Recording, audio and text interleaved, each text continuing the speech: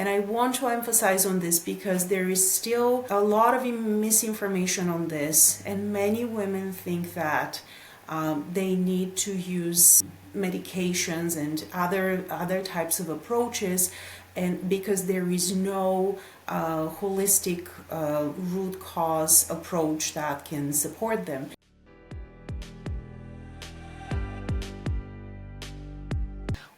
Hi, Mila here. For those that don't know me, I'm a Pilates and mobility coach and the founder of Incorpore Studio, where we focus on personalized exercise programs.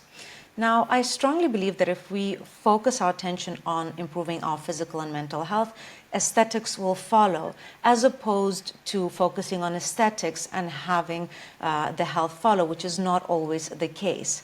So today I'm really excited because I'm joined by Daphne Kostova to talk about women's health, specifically women approaching or who are already in their 40s and 50s and want to be metabolically healthy, improve or manage their menopausal symptoms, and maintain optimal weight and energy.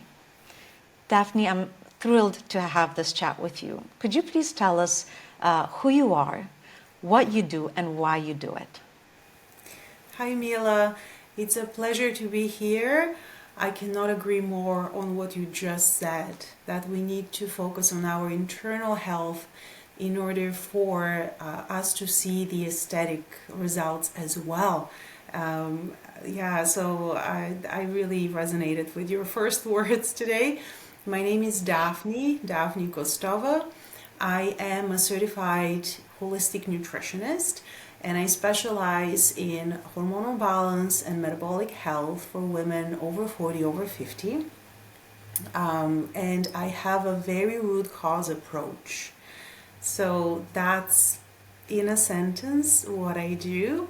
What I focus on specifically, because it's very significant for this age group, women over 40, over 50, is helping them to greatly improve or completely reverse naturally through nutrition and some lifestyle modifications typical symptoms for that age group, such as unexplained weight gain, bloated belly and digestive issues, low energy, mood swings, hot flashes, night sweats, sleep problems. These are very typical issues that can be addressed naturally and holistically, and that is what I do.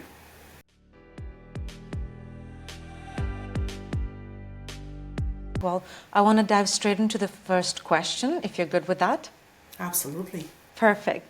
So, Daphne, how do changes during perimenopause and menopause affect weight loss and energy levels? And what strategies can women use to overcome these challenges? That is a great question. And I want to start with, there are natural root cause approach strategies, holistic strategies. They are available. And I want to emphasize on this because there is still a lot of misinformation on this, and many women think that they need to use medications and other types of approaches, and because there is no holistic root cause approach that can support them. This is not true. And I never speak against other choices that women are making. However, I want there to be awareness that there are natural ways to address what is happening over age 40, over age 50, because a lot can be done. And just because there are so many common symptoms that women experience, and they talk about and often normalize in their conversation, and it almost becomes inevitable. So and so is experiencing weight gain and hot waves and low energy, and she's not sleeping at night, and all of a sudden this becomes normalized. And it's not normal. Just because it's common, it does not mean it's normal. So here are the things that women commonly experience that can happen over age 40, over age 50. And now I'm actually noticing in this new century, it's very common for women over 35 to even experience them as early as age 35. This was my personal experience actually, which led me on this road. Initially to help myself, and now I've helped hundreds of women reverse completely or greatly improve these symptoms so they live life to the fullest. Right? That is what we want. We want to live without symptoms. We want to feel empowered. We want to be creative. We don't want to waste hours and days of our lives with managing symptoms. Who wants that? Right? So here's what's happening. Over age 40, towards age 50 and beyond, we start losing some progesterone and estrogen. And as a result, that impacts inflammatory levels in our bodies, insulin sensitivity, and blood sugar regulation. And in combination with our heightened stress, just because you can imagine how much is going on in a woman's life over age 40. There's the work stress, and there's the family stress, and there's aging parent stress, and there's just so much. And it's not women's fault that they're having a hard time, not managing all of that. It's just a part of our lives in that stage. And so the added stress, to the added higher inflammation, to the insulin resistance that is a part of our lives is getting, generally with time, it's getting worse and worse as we age. If these factors are not addressed, then we're having an even harder time moving into perimenopause and menopause. And so these symptoms that occur as a result become really bothersome. What are these symptoms? What does that look like? So typically weight gain, and for many women weight gain is a symptom of hormonal imbalances and metabolic imbalances. For many women, this can be something that is gradually happening over the years, over age 35, over age 40, and can build up and really becomes bothersome by the time they're close to menopause or in menopause. And for others, it is all of a sudden like a 10 pound, 15 pound weight gain. And women are wondering, what did I do wrong? I didn't even change the way I was eating. And what just happened for the past few months? It can be that quick. And so I want to say again, this is not your fault. This is just the time of your life and all these circumstances that I just spoke about that have built up to it. Mm-hmm. That being said, a lot can be done. Yeah. So to answer your question, in terms of symptoms, what typically women see is weight gain, bloated belly, mood swings, loss of patience, which can be very bothersome for women, especially because I work with professional women, and they just do not recognize themselves sometimes, and it's really bothersome for them. Hot waves, night sweats, all of a sudden, forgetfulness, brain fog, low energy. This is a big one.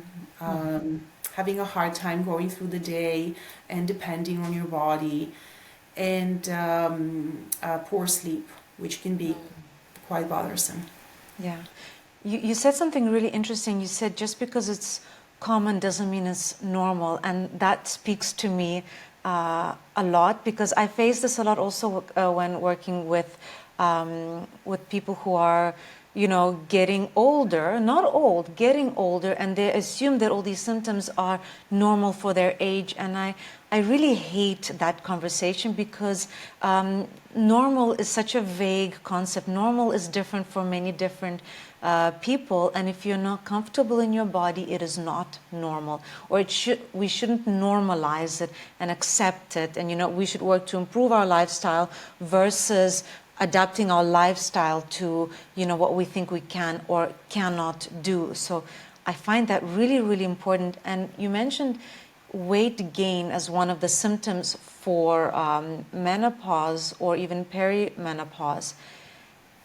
Weight very often, and I deal with this from an exercise perspective, it comes like you don't have enough discipline, you're not doing this, you're not doing that, and it's this shaming of women or people in general, but since we're talking about women, I'll refer just to women, shaming of women for lacking something rather than what you mentioned, going to the root of things and trying to address it there. So that really kind of spoke volume to me as we were talking, and I'd actually really love to dive into the role that nutrition plays. So how does personalized nutrition play a role in managing menopausal symptoms, and how can women determine the best dietary approach for their unique needs? Thank you for this question, Mila. This is so real. The shame and the guilt that women are exposed to and that they're feeling.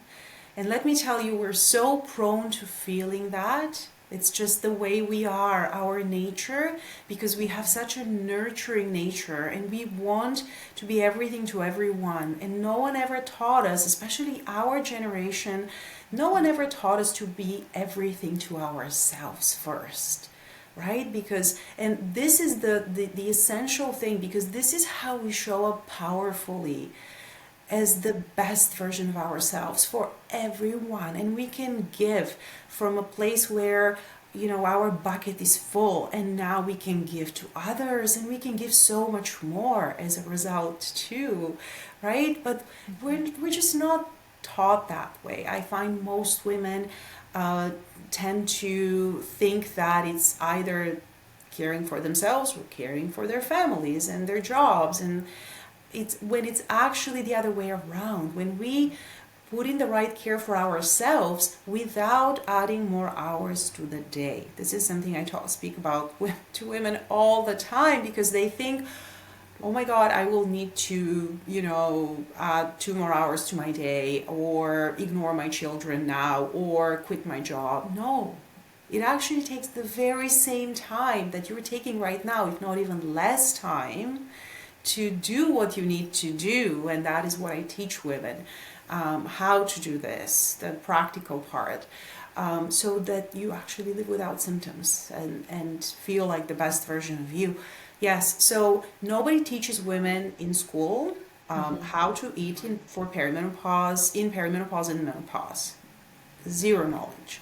And it's not like we are supposed to know this. So it's not women's fault that they don't know how to approach nutrition-wise, lifestyle-wise these years. But they can learn. We can learn. So that's one. It's knowledge. And then I don't like the word motivation. There is no, because it's used, really, it's misused. There's no such thing as having natural motivation. Naturally, I'm very unmotivated. I can be lazy and do nothing all day, and it comes really easy. Here's what I believe in. I believe in organic motivation. That is the motivation that occurs when we do things right, when we have a root cause approach, and we start seeing results, better energy, less symptoms, things are improving week by week. And by seeing that, we're organically motivated to keep going. Does that make sense? Yeah, motivation is so overrated. Motivation is like usually a burst of desire to achieve something, and it goes away so quickly. And what you mentioned about organic motivation, and that you make those step by step, and then when you feel better, you want to feel better, and it's like a, you know, a steady rise or an improvement. And you mentioned something just a bit earlier. You said, and I agree to it so much. I'm in my mid-30s actually, so it resonates when you say no one tells you about it. No one, people don't talk about it. Or at least even me being in the health and wellness space, it's not a conversation. Like women, or not that I know of, they don't know how to enter the stage. Is it something that comes?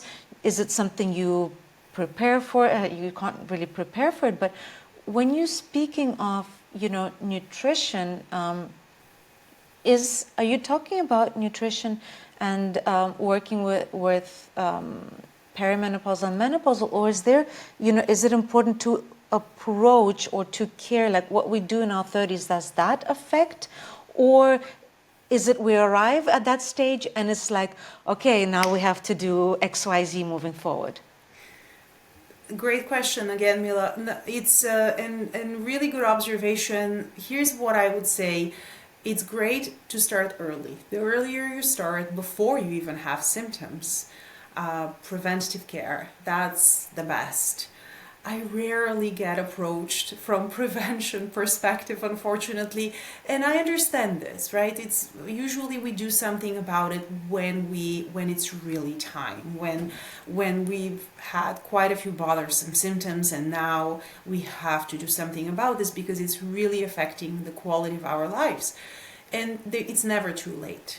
It is absolutely never too late. Maybe you're for some women, they may be in their 50s thinking, oh, it's done, right? My hormones are now lower. I'm now almost in menopause, or I'm in menopause. Why do I need to bother?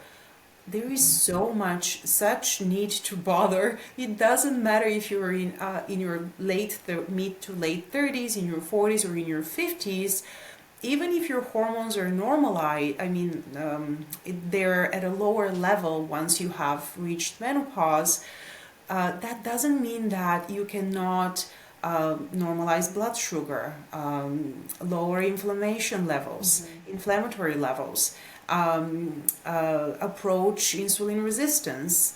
And by doing so, you will support overall hormonal balance. Let's not forget we have over 50 hormones in the body, and they all play a part. We don't just have sex hormones. All hormones in the body affect our state, our energy levels, what symptoms we're experiencing. And by approaching from the root cause, supporting our nutritional needs, because ultimately it's all about nourishment, so that, and some lifestyle changes, so we support the organs and glands that are in charge of our metabolism and hormonal balance, so they're nourished, so that we support the symptoms and we live without symptoms. That's what we want. That's the end goal. That's what I hear from women as well. I feel great. I feel great. I have no symptoms, right?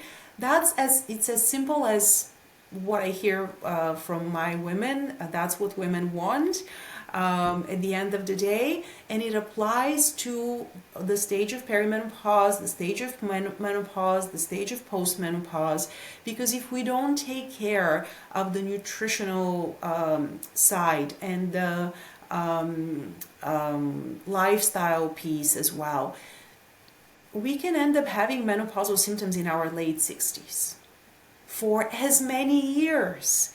And let me tell you, if it was speaking from my experience, because I had hot waves and night sweats in my mid-30s, and I can also tell you what can be the reason for that for many women, if you want to go deeper. But it can start in your mid-30s, and imagine if that continues for 30 years. That's a pretty uncomfortable way to live. It is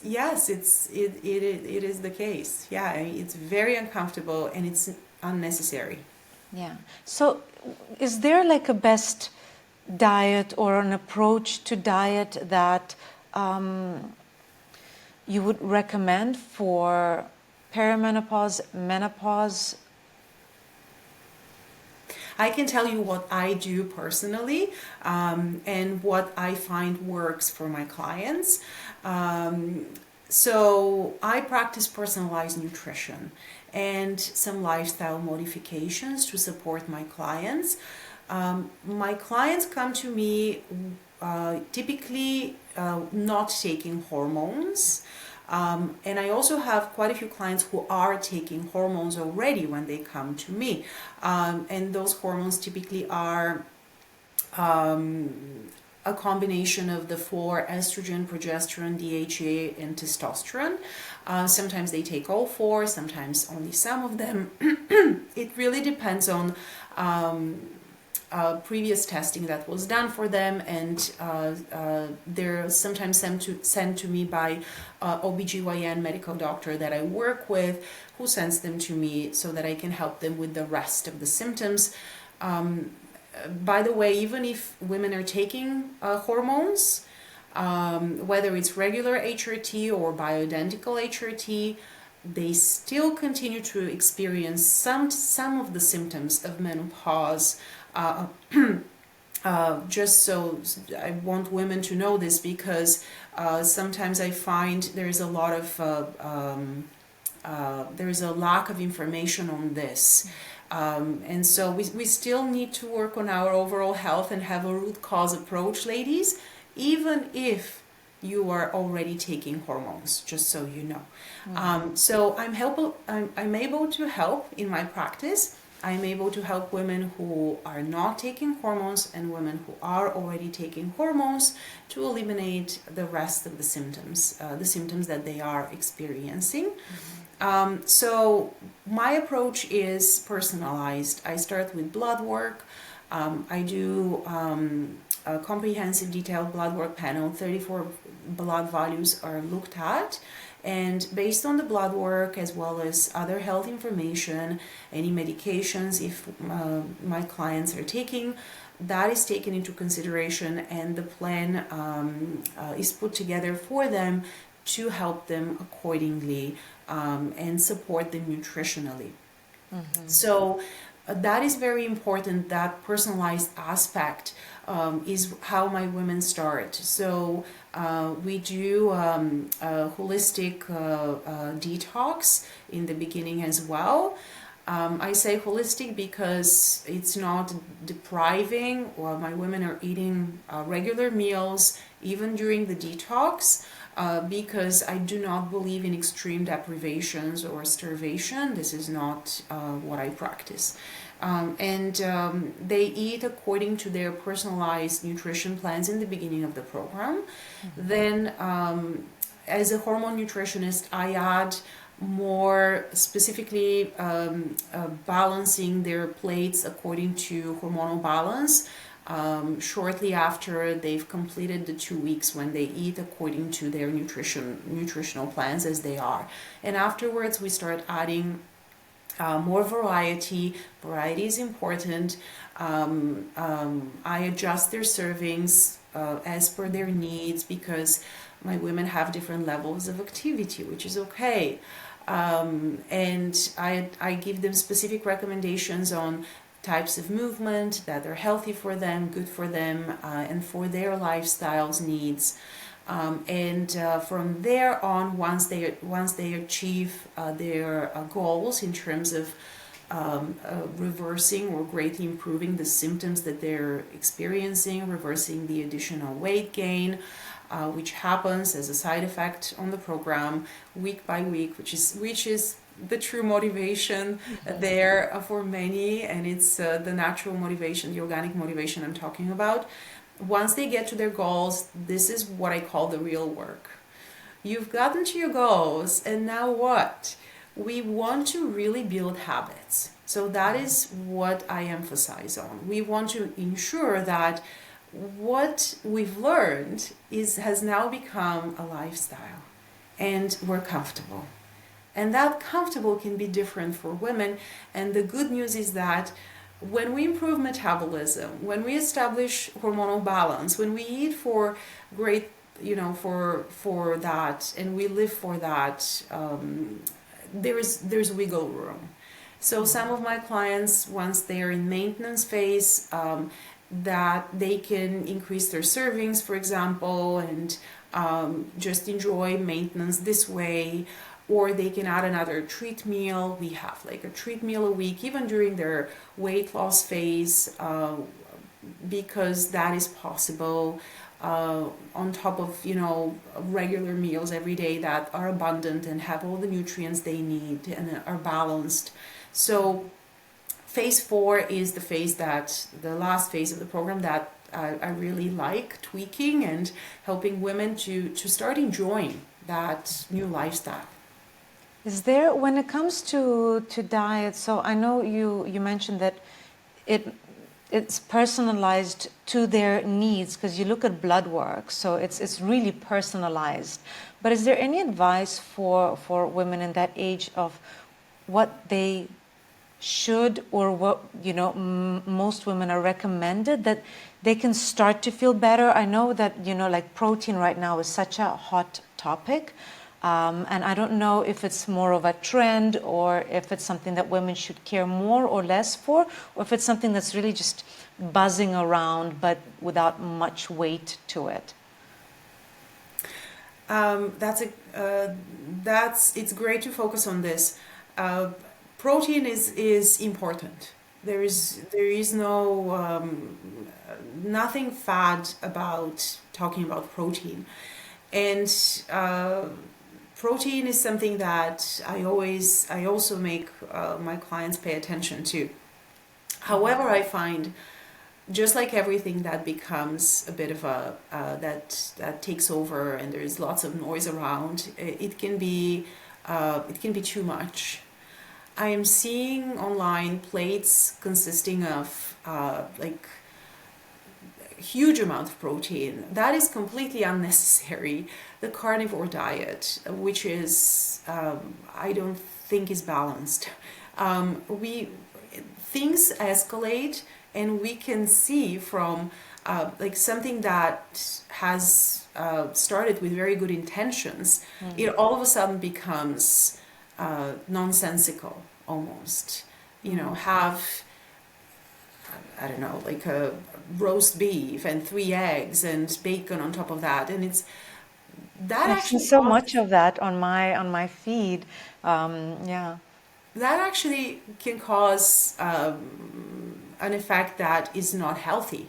When you're mixing that many different types of proteins in one plate, that causes high acidity, and high acidity is not something you want to have in your body. Because think about it, all these different proteins added in one plate, which is often what I see on social media, they're made of different amino acids, right? Amino acids are the building blocks of proteins. However, like eggs will have different amino acid profile than cheese, than meat, than red meat, then poultry. And when you're mixing 2 or more of these together, what happens is acidic garbage, because the amino acids that are not at the same levels, they basically are not absorbed by the body, and so they become acidic residue, and that can cause acidity, which is not healthy.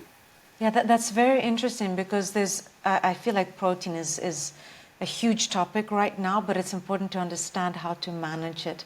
It's not just stuff yourself with as much protein as you can. There is a better approach to that, and a more balanced approach to that. Absolutely. With nutrition in mind, we touched a little bit, but I'd like to talk more about the mindset or the emotional barriers that commonly prevent women from achieving their health goals in their midlife, and how they can cultivate those lasting positive habits. They're not like a 7 to 14 day trial period and then we're better. How do we get those long-term results, and what are some of the things that block women from it? It is correct. Their emotions play a big part, and not just with women, with men too, but in general. But with women, I find we are emotional beings, and that is a superpower. And however, a lot of us, we overthink things. The self doubt, the creeps in. Emotions can be barriers, and I do cover a lot of this in my program. We talk mindset on many of the calls. Inside my program, I have my own app, and we have group coaching calls as well as one-on-one calls. And inside the group coaching calls, we talk a lot about mindset. Typically, what I see happening is self-sabotage is quite common for women, and doubting yourself, even if you've seen results, doubting if this is possible in the long run. Some programming from the past as well. So the way we were raised, a big part of that has stayed with us. Certain habits and practices can make us doubt whether this is possible for us, even if we see, that so and so has achieved this right before us on the same program. And so I see those obstacles. We always start with self-love, and this is my recommendation. You cannot build your best body, your healthiest body that supports you, that is your vessel of your best energy and no symptoms. You cannot build that body without the right mindset, and while hating it. Hate is a very strong word, but we have to love ourselves the way we are, as we are working towards becoming the best version of ourselves. And this is also very important. We talk about, inside the program, we talk about never comparing ourselves to others, but always striving to become the best version of ourselves. Always thinking of how we can be better compared to how we were yesterday, and show up for ourselves better, with more love, with more consistency. And so from the emotional aspect, I find what's a really winning theme there is self-love, progress over perfection, keeping consistent, and forgiving yourself quickly if you've done something that is not right towards your overall goals. And we also talk about your personal why. What is your personal why? And we talk about setting up goals according to your decisions. So your personal why leads to certain decisions that you make about your life that are based on your goals, and then you have to put them on the schedule. So in terms of making things work, overcoming these emotional factors, we become proactive by really tuning into our wants and our why, our wants, decisions, and putting them on the schedule so that they actually become reality. And with the same importance on our schedule, when you set up your schedule, the same color on your personal schedule as are your work appointments. Yeah, it's an appointment. Appointment is an appointment. It's not less important if it's for yourself, right? Exactly, because if you don't happen, how is everything else going to happen? Yeah, you actually, this goes back what you mentioned earlier. Self-care is not selfish, because the more we take care of ourselves, the more time we'll have, and energy, and even mood, increased or better mood for other people around us. So yeah, I agree. I think the scheduling into the calendar for me is a big important step, because if you won't do it. Yes, absolutely. And that applies to me too. Yeah. All of us, sometimes it's easy to give advice, but you're the same person on the other side trying to follow it and trying to do the same for yourself. I have the same with exercise. People say, oh, you exercise all the time. I'm like, no, if I don't schedule it, I won't have time for it. So it's just as important for ourselves as it is for those around us. And I think it's important for women to see that we're human and we also need to do the same work. Just because we are coaches doesn't make us bulletproof for perimenopausal and menopausal symptoms. We also have to do the work, the daily work. The beautiful thing about that daily work is that through knowledge and consistency, it's not a lot of work. Because when we are showing up consistently, and I'm sure you know this through your workouts, if you can only do a 20-minute workout or today, it's better than to do that than do an hour or nothing, right? Yeah, So absolutely. consistency and progress over perfection, consistency over intensity. These are the winners, I find. Yeah, I absolutely agree with you. We can actually already started touching on that, but if we can just dive into, some tips for incorporating, manageable exercise routines into a busy lifestyle to support metabolism and overall health during menopause. I think I covered this a little bit in the previous question. Yeah. I do advise my clients to just put things on the calendar and just make it front and center. If your work calendar is on your phone, I find for most entrepreneurs that's the case.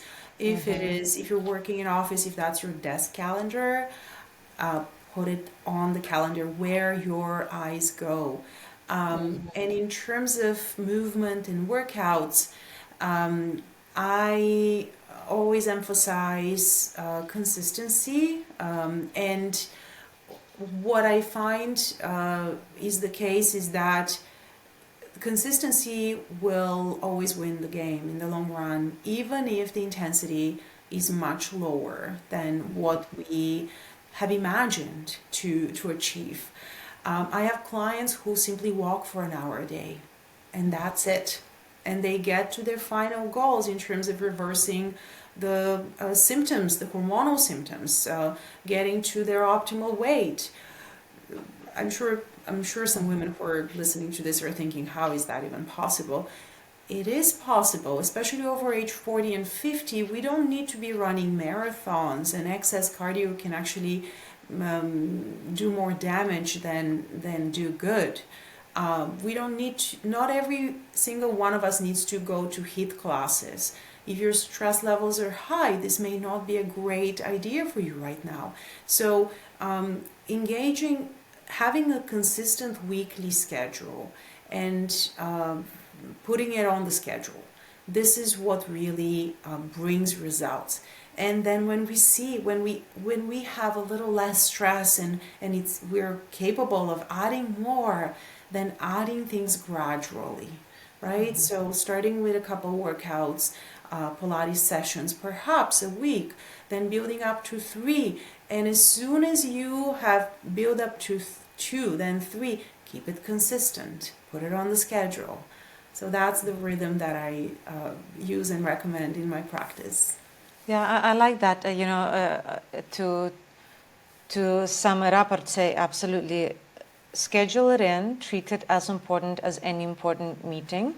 Because you can have a bunch of problems, but the moment you have a health problem, it's the most important problem. So as much as we can avoid that, do it. And if you can't dedicate the entire time to it, do less, shorter period, but do it nonetheless. Show up for yourself.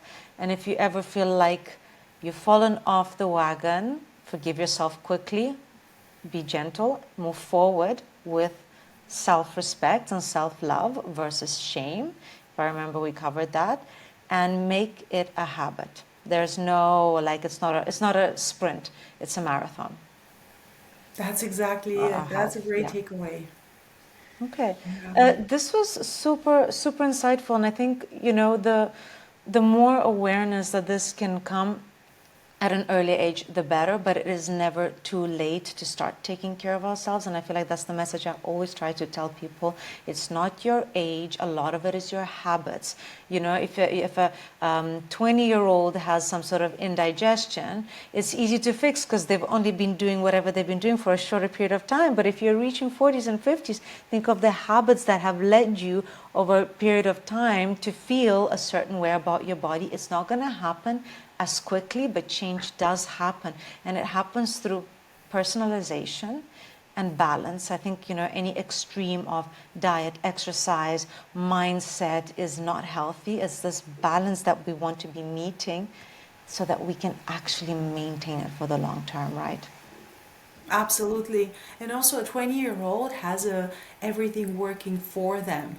Their metabolism is great. Blood sugar regulation comes in handy. They can have a couple pieces of cake and not even feel the effects of it, not as much afterwards.